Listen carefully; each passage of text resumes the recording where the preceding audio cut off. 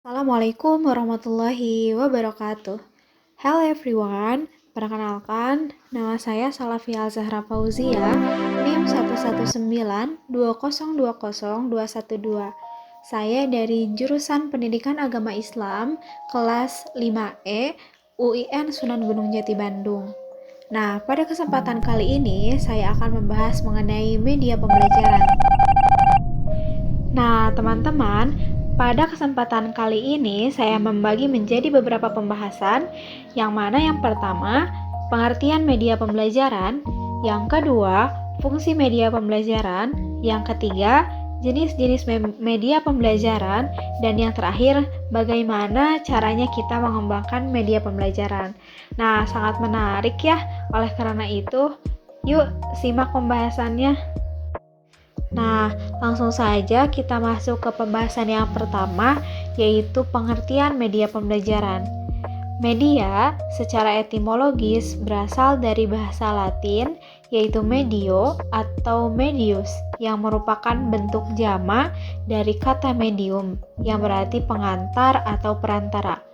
Sedangkan dalam bahasa Arab, media adalah perantara atau pengantar pesan dari pengirim kepada penerima pesan. Secara khusus, media dapat diartikan sebagai alat atau sarana komunikasi yang digunakan sebagai perantara atau pengantar pesan yang berisi informasi dari sumber ke penerima pesan. Nah, ada beberapa ahli yang mendefinisikan media pembelajaran, seperti menurut Gerlach dan Ellie.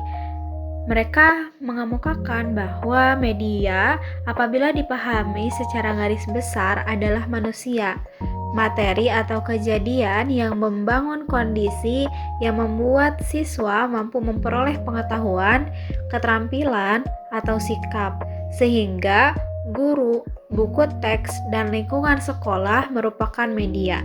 Sedangkan menurut Fleming menyatakan media berfungsi untuk mengatur hubungan yang efektif antara dua pihak, yaitu siswa dan isi pelajaran. Nah, berdasarkan pendapat-pendapat tersebut, maka dapat kita tarik garis kesimpulan bahwa pengertian media pembelajaran ialah segala bahan, alat, metode, ataupun teknik yang digunakan untuk menyampaikan informasi dan dari sumber atau guru ke penerima informasi atau siswa selama proses pembelajaran, sehingga dicapai proses pembelajaran yang lebih bermutu. Nah, selanjutnya kita akan membahas mengenai fungsi media pembelajaran. Nah, ternyata terdapat dua fungsi utama media pembelajaran. Yang pertama, media pembelajaran sebagai alat bantu dalam pembelajaran. Nah, tentunya kita tahu bahwa setiap materi ajar memiliki tingkat kesukaran yang bervariasi. Maka, media pembelajaran ini bisa kita jadikan sebagai alat untuk membantu kesuksesan pembelajaran. Nah, yang kedua, media pembelajaran sebagai sumber belajar. Nah, sekarang kita bisa menelaah media sebagai sumber belajar. Nah, sumber belajar adalah segala sesuatu yang dapat dipergunakan sebagai tempat bahan pembelajaran untuk belajar peserta didik tersebut berasal. Nah, sumber belajar ini dapat dikelompokkan menjadi 5 kategori, yaitu manusia, buku, perpustakaan, media massa, alam lingkungan, dan media pendidikan. Nah, ternyata media pendidikan ini sebagai salah satu sumber belajar ikut membantu guru dalam memudahkan tercapainya pemahaman materi ajar oleh siswa serta dapat memperkaya wawasan siswa. Nah, adapun mengapa media pembelajaran yang tepat dapat membawa keberhasilan belajar dan mengajar di kelas?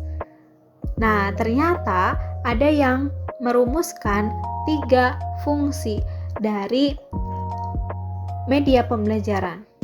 Yang pertama, fungsi atensi, yang kedua, fungsi afektif, dan yang ketiga, fungsi kognitif. Nah, Fungsi atensi yaitu dapat menarik dan mengarahkan perhatian siswa untuk berkonsentrasi.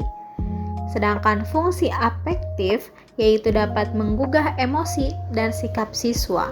Nah, yang terakhir, fungsi kognitif yaitu memperlancar tujuan untuk memahami dan menginformasikan pesan yang terkandung dalam gambar.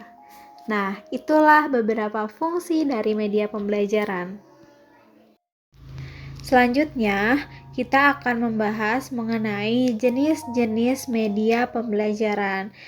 Nah, jenis-jenis media pembelajaran jika dilihat berdasarkan dimensinya itu terbagi menjadi dua. Yang pertama, media 2 dimensi, yang kedua, media 3 dimensi. Media 2 dimensi adalah media yang memiliki ukuran panjang dan lebar. Contohnya, bagan, diagram, grafik, poster, dan kartun. Sedangkan yang kedua, media 3 dimensi adalah media yang mempunyai panjang, lebar, dan isi. Nah, di dalam media 3 dimensi yang sering dipakai adalah model dan boneka. Contoh dari media 3 dimensi ada media hasil teknologi, media hasil teknologi audiovisual, dan media hasil teknologi yang berdasarkan komputer, kemudian media hasil gabungan teknologi cetak dan teknologi komputer. Nah, selain daripada dilihat dari dimensi, ternyata jenis media pembelajaran itu bisa dilihat menurut jenis, daya liput, dan bahannya.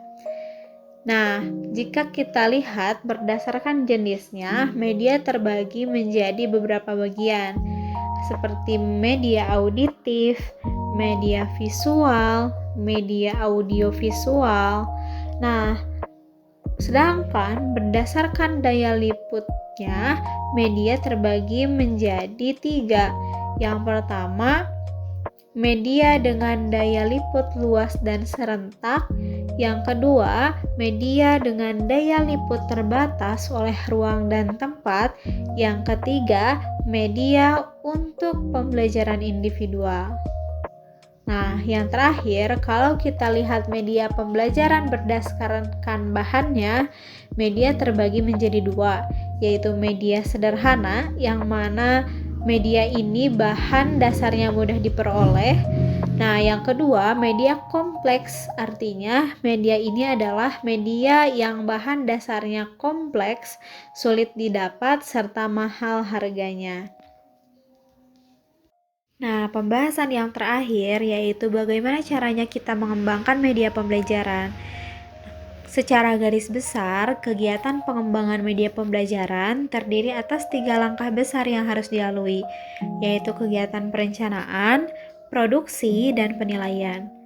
Nah, sementara itu, dalam rangka melakukan desain atau rancangan pengembangan program media, Arif Sadiman memberikan urutan langkah-langkah yang harus diambil dalam pengembangan program media menjadi 6 langkah. Yang pertama, yaitu menganalisis kebutuhan dan karakteristik siswa. Kebutuhan dalam proses belajar mengajar adalah kesenjangan antara apa yang dimiliki siswa dengan apa yang diharapkan. Yang kedua, yaitu merumuskan tujuan pembelajaran, instruksional objektif, dengan operasional dan khas. Nah, yang ketiga, merumuskan butir-butir materi secara terperinci yang mendukung terjadinya tujuan. Yang keempat, mengembangkan instrumen pengukuran. Yang kelima, menulis naskah media. Dan yang terakhir, mengadakan tes atau uji coba dan revisi. Nah, itulah penjelasan mengenai media pembelajaran. Dapat kita ambil kesimpulan, media pembelajaran ialah segala bahan, alat, metode ataupun teknik yang digunakan untuk menyampaikan informasi dari sumber ke penerima informasi selama proses pembelajaran sehingga dicapai proses pembelajaran yang lebih bermutu. Nah, secara umum, fungsi dari media pembelajaran adalah sebagai alat bantu dalam proses pembelajaran dan sumber belajar agar dicapai hasil belajar yang maksimal. Kemudian, media pembelajaran dapat dibagi berdasarkan dimensinya, seperti media pembelajaran 2 dimensi dan media pembelajaran 3 dimensi. Kemudian berdasarkan pengembangan teknologi, contohnya media hasil teknologi audiovisual, media hasil teknologi yang berdasarkan komputer, media hasil gabungan teknologi cetak dan teknologi komputer. Dan yang terakhir, dalam proses pengembangan media pembelajaran perlu diperhatikan langkah-langkah tertentu.